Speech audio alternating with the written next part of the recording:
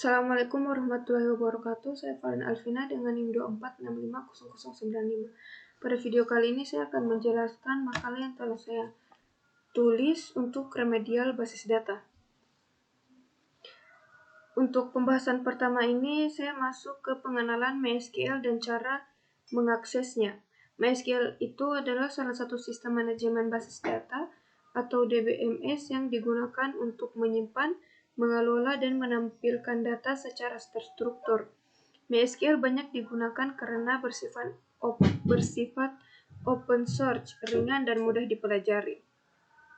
Untuk mengakses MySQL, kita dapat menggunakan exam.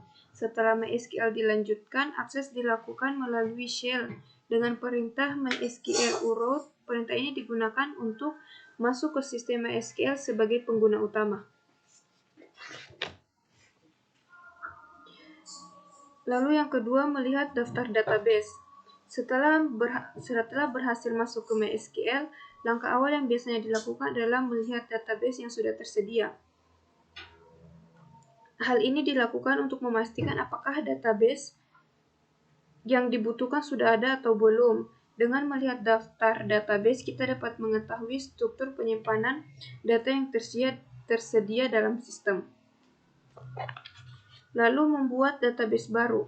Jika database yang dibutuhkan belum ada, maka kita perlu membuat database baru. Database itu berfungsi sebagai wadah utama untuk menyimpan tabel-tabel. Biasanya nama database disesuaikan dengan kebutuhan, misalnya nama pengguna atau nama sistem yang dibuat.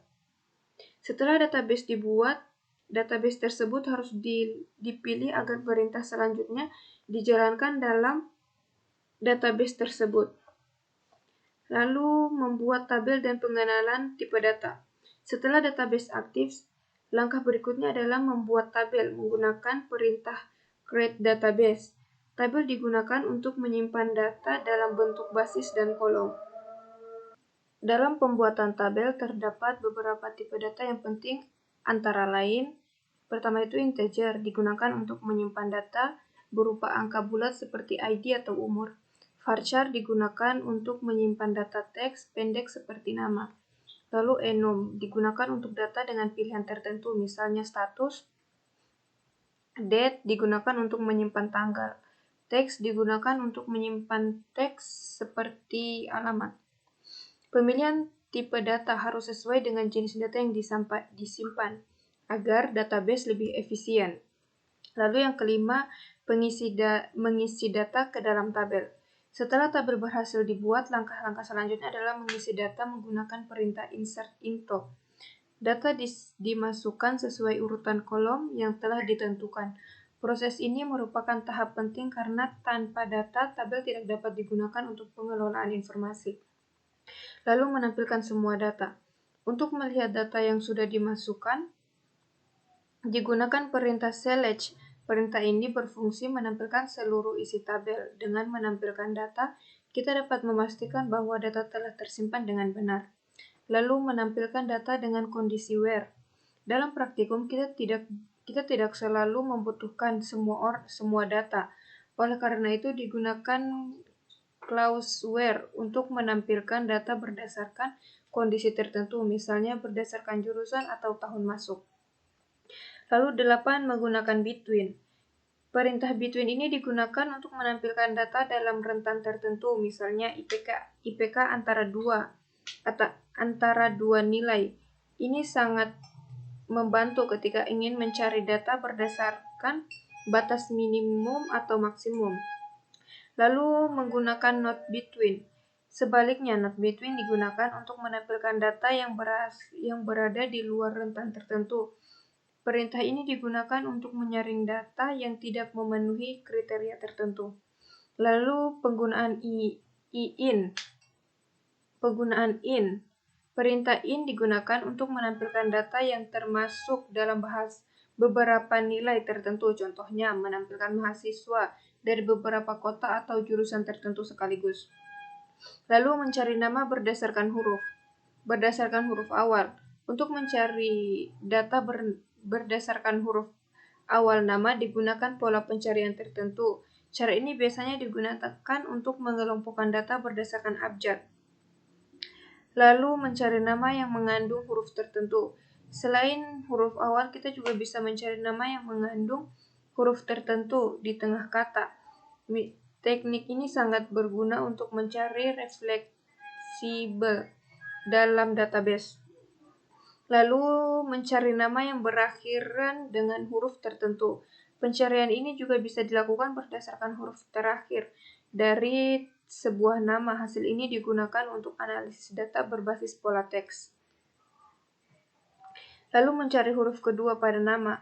MySQL juga memungkinkan pencarian berdasarkan posisi huruf tertentu dalam sebuah kata. Misalnya, huruf kedua pada nama ini menunjukkan bahwa MySQL mendukung pencarian data yang sangat spesifik. Lalu yang ke-15, menggunakan banyak kondisi. Dalam satu perintah, kita dapat menggunakan lebih dari satu kondisi. Hal ini memungkinkan pencarian data yang lebih detail dan akurat. Lalu menggunakan kondisi OR. Kondisi OR digunakan untuk menampilkan data yang memenuhi salah satu dari beberapa syarat. Jika salah satu kondisi bernilai benar, maka data akan ditampilkan. Lalu pentingnya memilih tipe data pada database. Pemilihan tipe data sangat penting karena berpengaruh pada kecepatan akses, ukuran penyimpanan, dan keakuratan data. Kesalahannya dalam memilih tipe data dapat menyebabkan data tidak valid atau sulit diolah. Lalu konsep dasar MySQL. Secara konsep MySQL bekerja dengan sistem tabel relasional, di mana data saling menghubungkan melalui struktur tertentu. Konsep ini memudahkan pengelola dalam skala besar. Lalu pentingnya database dalam sistem informasi. Database merupakan inti dari sistem informasi. Tanpa database, data tidak dapat disimpan dan dikelola dengan baik. Oleh karena itu, database sangat penting dalam mendukung pengambilan keputusan. Penjelasan primary key. Primary key adalah kunci utama yang digunakan untuk membedakan setiap data dalam tabel. Primary key bersifat unik dan tidak boleh sama antara data. Fungsinya untuk menjaga keakuratan dan integritas data. Konsep dan fungsi not null. Not null digunakan untuk memastikan bahwa suatu kolom tidak boleh kosong. Konsep ini penting agar data yang disimpan selalu lengkap dan sesuai dengan kebutuhan sistem. Demikian penjelasan singkat mengenai dasar pengetahuan MySQL dalam basis data. Billahi taufiq wal hidayah. Wassalamualaikum warahmatullahi wabarakatuh. Bibirku hitam sekali,